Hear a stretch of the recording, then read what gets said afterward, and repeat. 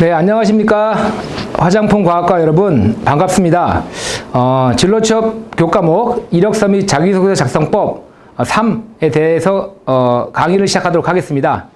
자, 우선 제 소개를 간단하게 하고 시작하겠습니다. 저는 대기업의 인사팀에서만 한 18년 정도 근무했습니다. 특히 여러분들을 채용하는 HRM 부서에서만 다년간 근무했기 때문에 여러분들에게 오늘 많은 것들을 갖다가 좀 알려드릴 수 있을 것 같고요.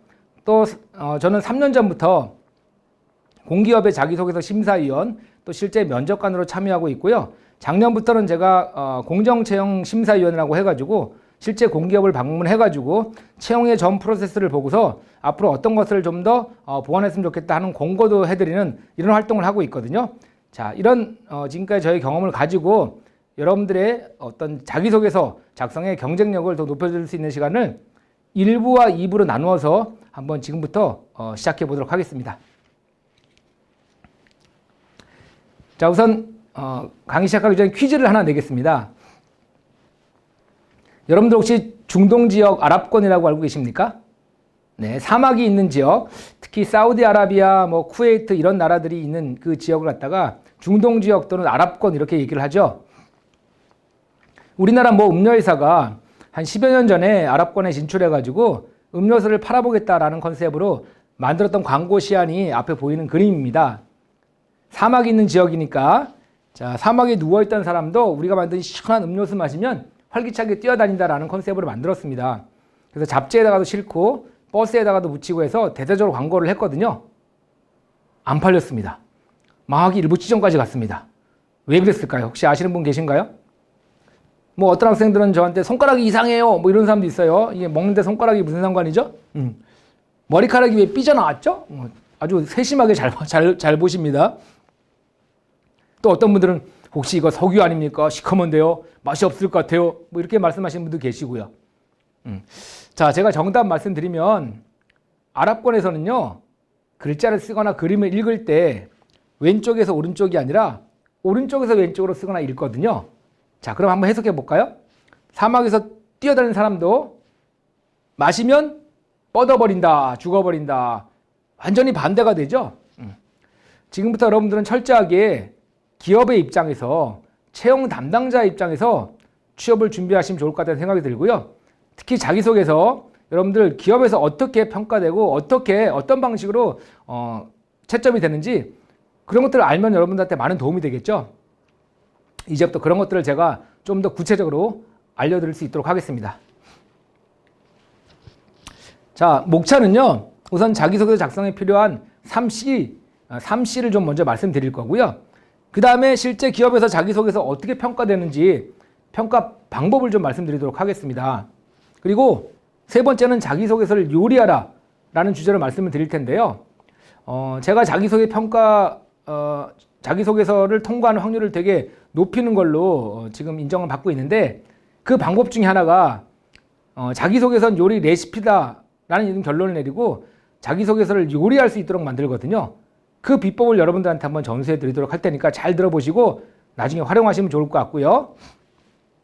그 다음 우리 화장품 과학과의 어떤 진로 및 필요 역량에 대한 말씀을 좀 드릴 거예요. 그리고 이어서 2부 시간에는 두 번째 시간에는 항목별로 자기소개서 예시라고 해가지고요. 성장과정, 성격의 장단점, 학창시절, 지원 동기 및 입사 후 포부 이와 관련된 것들을 갖다가 좀 더 예시를 보면서 한번 구체적으로 분석해보고 그리고 개선점, 보완점들을 갖다 여러분들한테 알려드릴 수 있도록 그렇게 진행을 한번 해보도록 하겠습니다. 자기소개 작성에 필요한 3C. 자, 첫 번째 C는 무엇일까요? 뭐가 가장 필요할까요? 네, 맞습니다. 직무적합성입니다. 직무에 필요한 지식, 그 다음에 직무에 필요한 자격증, 직무에 필요한 경험, 특히 실습, 인턴, 계약직 경험 이런 실무 경험들 되게 중요하겠죠.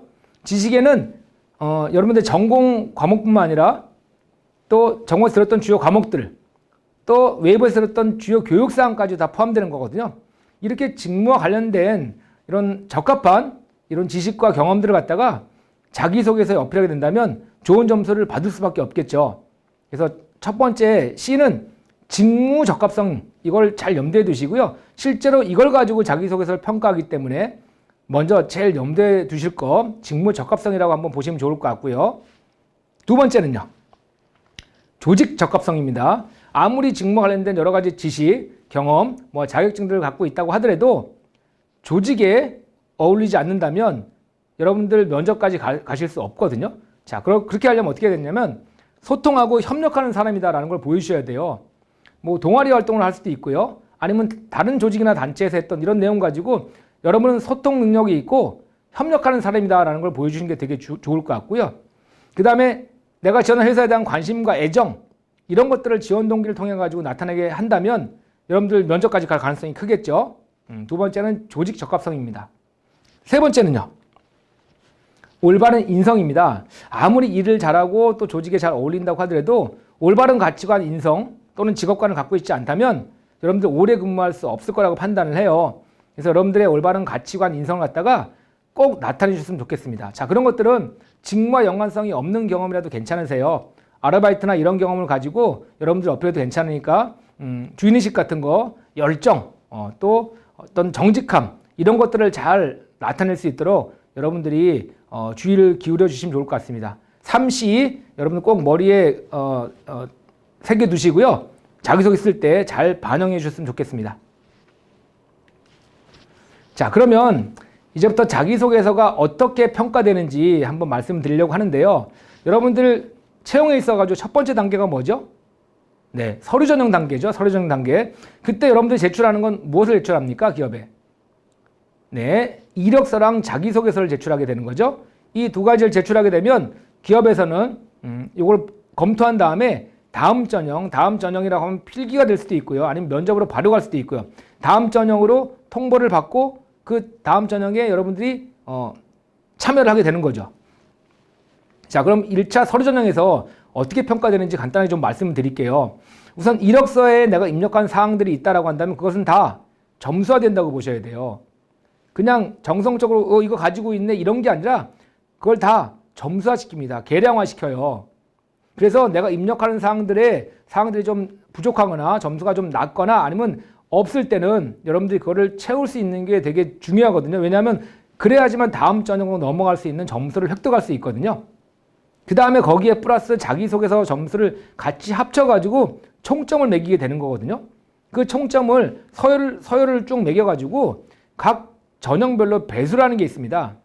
서류 전형에서 예를 들어 10배수, 그 다음에 시험 전형에서, 필기 전형에서 5배수, 1차 면접 전형에서 3배수 이런 식으로 정해놓고요. 뽑고자 하는 인원 대비해가지고 그 배수만큼 서열을 쭉 매긴 상태에서 끊어가지고 그 안에 드는 사람만 통보해주면 그게 각 전형별로 합격자 발표라는 그런 어떤 방식이거든요. 이해가 되셨죠? 그래서 여러분들 자기소개서만 가지고 평가하는 게 아니고 이력서에다가 자기소개 점수까지 같이 합쳐가지고 계량화시키고 또 각 정해진 배수의 안에 들 때 그때 통보를 받게 되면 다음 전형으로 간다라고 먼저 이해하시면 좋을 것 같아요. 자, 특정 기업의 한번 예시를 한번 들어볼까요? 이렇게 우리는 이력사항에 학점, 외국어 능력, 그 다음에 자격증, 기타 가산점을 가지고 우리가 반영할 거야 라고 지금 돼 있는 거죠. 그리고 자기소개서를 우린 좀 중요하게 생각해서 40% 반영하겠다라는 내부 기준을 정하거든요. 여기에 맞춰가지고 여러분들이 입력한 사항들이 다 들어가가지고 환산되는 거죠. 점수로. 최근의 트렌드는 자기소개서의 반영 비율이 되게 높아지고 있다는 사실을 여러분 주목하셔야 돼요. 그만큼 자기소개서를 갖다가 좀 더 통해서 여러분들의 능력, 역량을 세부적으로 관찰해 보겠다는 얘기고요. 또 자기소개서가 나중에 면접 때는 어떻게 됩니까? 자기소개서를 기반으로 면접을 물어보게 되죠. 그러니까 면접까지도 자기소개서는 계속 영향을 미친다라고 보시면 될 것 같습니다. 보시면 합격자의 경우 노란색으로 제가 해놨는데요. 학점이 27점으로 환산됐고요. 외국어 22점으로 환산이 됐거든요. 근데 탈락자의 경우를 보면 학점이 2점 더 높은 29점이고요. 외국어는 합격자보다 6점 더 높은 28점이거든요. 근데 왜 떨어졌을까요? 자기소개서가 반영 비율도 높은 데다가 8점이나 낮았기 때문에 그렇거든요. 자, 자기소개서 이렇게 점수화되기 때문에 여러분들 또 반영 비율이 높아지기 지고 있기 때문에 또 면접에서 자기소개서를 기반으로 질문을 던지기 때문에 잘 작성하셔야 될 것 같습니다. 그러면 자기소개서는 어떻게 평가되는 겁니까? 또 자기소개서의 평가 방법에 대한 말씀을 좀 드릴게요. 이런 얘기는 사실 잘 들어보신 적 없으시죠? 내가 지금까지 계속 쓰기만 했지 이걸 평가를 어떻게 하는지에 대한 고민은 아마 덜 해보실 거라고 생각하거든요. 자, 그럼 기업의 입장을 이제부터 좀 말씀을 드릴게요. 일단 자기소개서가 우리는 좀 반영을 많이 안 할 거야 라는 생각을 갖고 있다면 그런 기업이 실제로 있습니다. 그러면 적합, 부적합이라는 두 등급을 가지고 판단을 하거든요. 일단 전체 그 100점이나 점수 중에서 비중을 좀 낮게 가져가요. 예를 들어 10점 미만으로 가져가고요. 100점 만점에 10점 미만으로 가져가고 적합이면 10점, 부적합이면 0점 이런 식으로 두 등급으로 심플하게 나누거든요. 네, 그래서 이렇게 심플하게 나누는 기업들은 그냥 충실하게만 쓰시면 사실은 다 적합이 될 수 있는 거죠. 글자 수 맞춰서 구체적으로 내 의견만 집어넣으시면 되는 거거든요. 근데 대부분의 기업들은 그렇게 하지 않죠. 보통 5등급으로 나누는 기업들이 가장 많거든요. 반영 비율을 좀 높여요. 예를 들어 20%, 30%까지 높여놓고 더 많이 높이는 기업들도 있죠. 그러니까 자기소개서를 통해서 좀 더 지원자들의 세부적인 사항을 보겠다라고 한다면 그 비중이 높고요. 항목도 많고요. 글자 수도 길거든요. 그런 기업들은 여러분들이 좀 더 신경을 쓰셔야 돼요. 자, 그런 기업들은 보통 5등급으로 나눠가지고 그 안에서 점수를 갖다가 구분을 합니다. 예를 들어 30% 반영한다? 그러면 만점을 30점으로 주고요. 1등급을 30점, A등급을, B등급을 25점, C등급을 20점 이런 식으로 5점씩으로 차등을 시키거든요. 그 다음에 어떻게 합니까? 쭉 읽은 다음에 하나하나 플러스 시키고 마이너스 시켜서 몇 점이 아니라 이 등급에 딱 찍고 저장 그러면 나는 그 등급을 받는 겁니다. 아, 그렇구나. 내부적으로 등급을 구분해 놓고 다 읽은 다음에 거기에 맞는 등급을 딱 찍고 저장 그러면 나는 그 점수가 부여되는구나. 그렇죠? 자, 그런 어떤 기본적인 평가 방식을 이해하셔야 되고요. 그럼 어떻게 등급이 부여되는 겁니까? 여기에 대한 말씀을 좀 드릴게요. 자, 이게 실제 기업의 평가 기준 아닌데요. 이 기업은 지금 7등급으로 되어 있는데 사실 이것도 어떻게 보면 5등급이라고 볼 수 있는 게요. CDF는 전체 20점 배점에서 절반 이하인 8점, 3점, 0점이기 때문에 거의 불합격 기준 최하 점수라고 보시면 될 것 같거든요. 자, 한 등급이라고 보고요. 자, CDF 이 최하 등급 받는 방법은 아래와 같습니다. 아래와. 보시면 한 항목이라도 작성하지 않거나 미작성 항목이 있고요. 또 문항별로 동일한 답변이 존재한다는 것은 뭐냐면 첫 번째 작성했던 내용을 가지고 카피해가지고 다섯 번째나 여섯 번째에 갖다 붙이는 경우 다 읽습니다. 이게 갖다 붙이게 되면 0점 처리이기 때문에 여러분들 유의하셔야 돼요. 그 다음에 이런 경우 가끔씩 있죠. 한 번에 많은 기업에 지원할 때 비슷한 그 항목들은 카피해서 갖다 붙이다가 깜빡 실수하는 게 있죠. 회사 이름을 갖다 그대로 붙이는 경우 다 읽습니다. 그거 0점 처리되기 때문에 항상 회사 이름을 갖다가 다른 곳에 지원했던 것을 지금 기업에 지원할 때 그 기업의 이름을 집어넣게 되면 아무래도 0점 처리 또는 불이익을 받을 수밖에 없겠죠. 이거 여러분들이 유의하셔야 될 것 같고요. 그 다음 마지막. 잘 모르시는 부분이 하나 있어요. 1500자 쓰라고 해요. 1500자. 뭐 이렇게 많이 써. 한 문항에 조금만 쓰면 돼. 한 500자만 쓸래. 대신에 조금 뭐 임팩트 있게 핵심적인 내용만 쓰면 되는 거 아니야? 감점 당합니다. 감점. 왜? 성의 없다고 판단해요. 실제 나중에 면접에 가서도요. 면접관들은 다대다 면접을 많이 하는데 사실 자기소개서를 훑어보거든요. 그때 어떻게 됩니까? 상대적으로 다른 지원자에 비해서 내 자기소개서가 성의 없다고 느낄 수 있어요. 그래서 오히려 압박 면접 받을 수도 있고 하기 때문에 여러분들 가급적이면 글자 수에 최대한 맞춰가지고 쓰시는 게 가장 좋은 방법이고요. 요즘은 오탈자도 많이 보기 때문에 마지막 쭉 제출하기 전에 읽어보시면서 혹시나 오탈자가 많지 않은지 한번 확인해 보셔야 될 것 같고 특히 뭐뭐로 써에 대해서 여러분들 많이 헷갈려 하시는데 학급 회장으로 서가 맞습니까? 써가 맞습니까? 네, 그렇죠. 서죠. 그러니까 임원으로 서, 자격은 다 서고요. 나머지는 다 써라고 볼 수 있거든요. 그래서 이런 것들은 좀 유의하셔가지고 맞춤법까지 여러분들이 신경 쓰실 수 있도록 했으면 좋을 것 같습니다. 자, 그러면 CDF 여기에 해당되는데 요거 아니면 다 B뿔이나 B를 받겠죠. 근데 이제 우리가 A뿔이나 A를 받아야 되기 때문에 이제 또 그 말씀을 좀만 드리도록 하겠습니다. 자기소개서 작성의 원칙이 있습니다. 원칙. 기본적으로 지켜야 될 것들인데요. 사실 이걸 지키지 않는다면 여러분들이 크게 점수가 안 좋아질 수 있거든요. 근데 이런 것들을 사실 잘 모르시는 분들이 많더라고요. 제가 자기소개서 책을 2권 썼는데 그 책에는 제가 이걸 명시를 해놨거든요. 한번 맞춰보시겠습니까? 첫 번째 꼭 이걸 지켰으면 좋겠다는 원칙이 있는데요. 어떤 거라고 생각하십니까? 뭐 거짓말하면 안 됩니까? 뭐 이런 겁니까? 네, 거짓말하면 물론 안 되죠. 자, 근데 저는요 이거를 강조해드리고 싶어요. 절대 밤에 쓰지 마라.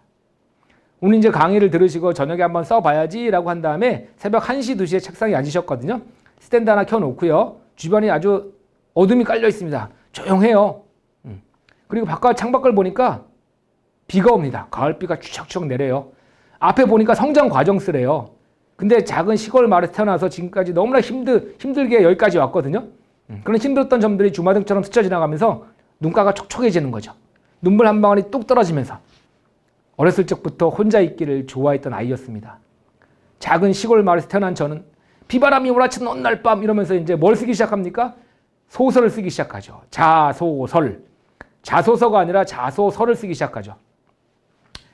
감성적으로 써진다는 말씀입니다. 절대로 기업은요 이성적인 집단이기 때문에 감성적으로 쓰시는 거 바람직하지 않아요. 그래서 여러분들 좀 더 초저녁이나 아니면 낮이나 아침이나 이런 데 쓰세요. 그래야지만 여러분들이 이성적으로 쓸 수 있고요. 쓰실 때 항상 감성보다는 이성적으로 쓸 수 있도록 노력하시는 게 좋을 것 같습니다.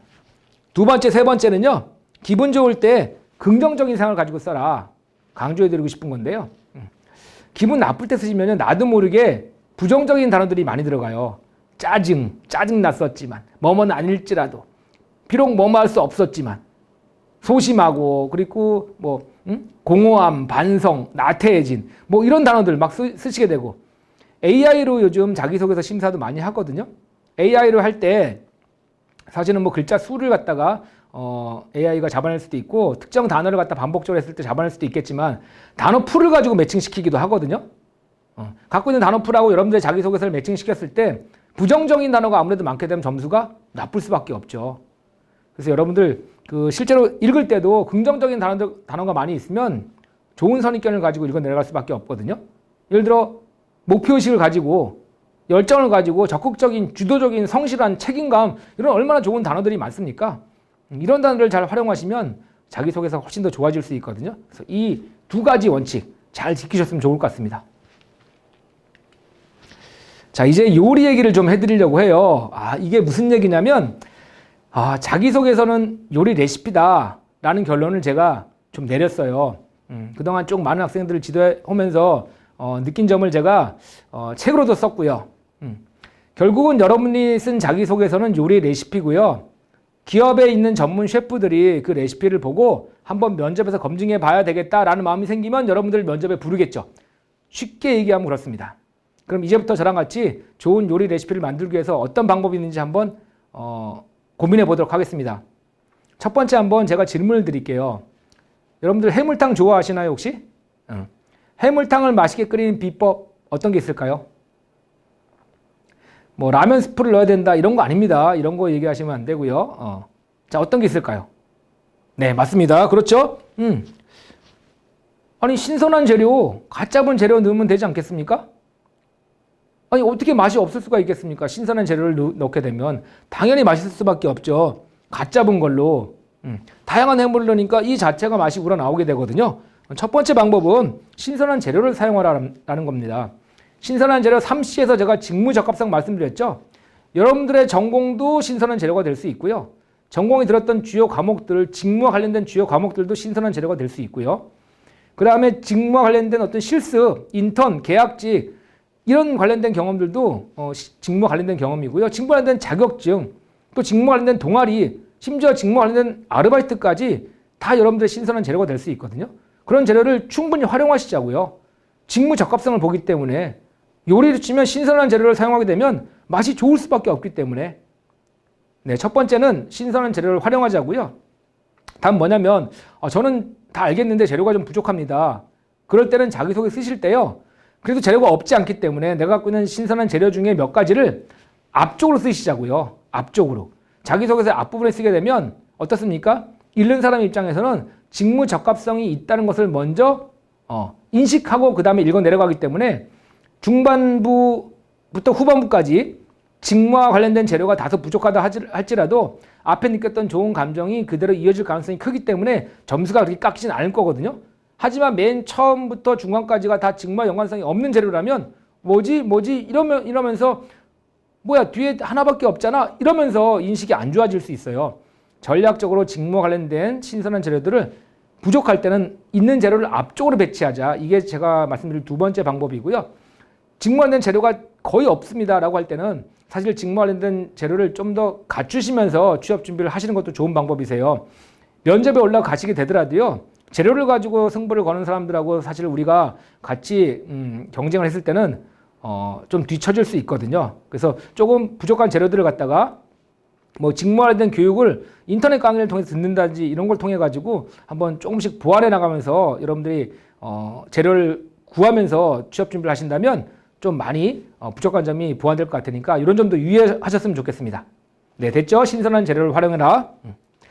자, 두 번째 방법. 네, 이 혹시 뭔지 아시겠습니까? 물회입니다. 물회. 여러분들 물회 좋아하세요? 뭐 좋아하시는 분도 계시고 싫어하시는 분도 계실 것 같은데요. 어떻게 일단 드시고 싶은 생각이 나십니까? 먹고 싶으십니까? 저 같으면 먹고 싶을 것 같아요. 왜요? 색깔이 알록달록하죠? 네, 깨도 뿌려져 있고 예쁘죠?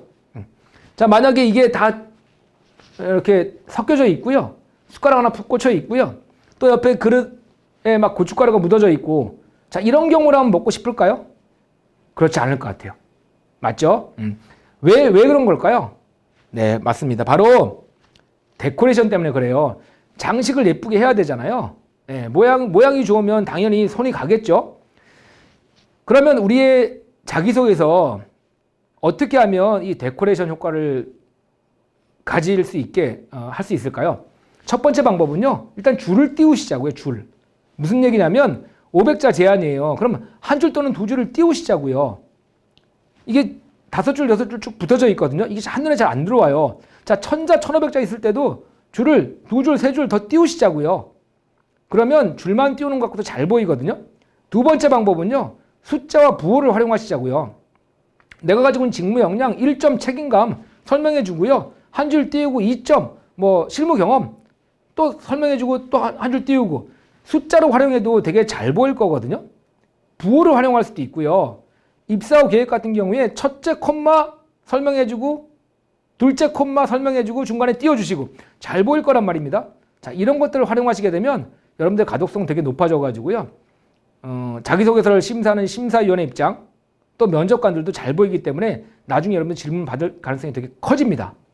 일례로 한번 보시면 동네 빵집에서 아르바이트 했던 경험을 얘기하면서 수합 분석을 통해서 매출도 올리고요. 단골 고객도 확보할 수 있었다라고 쓰거든요.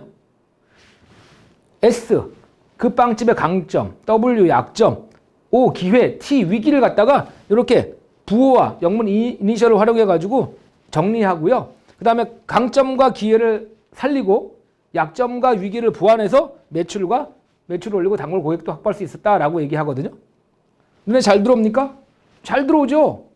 줄도 띄어져 있고 이걸 만약에 쭉 줄글러 풀었었다? 잘 보일까요? 아니요, 안 보일 것 같은데요.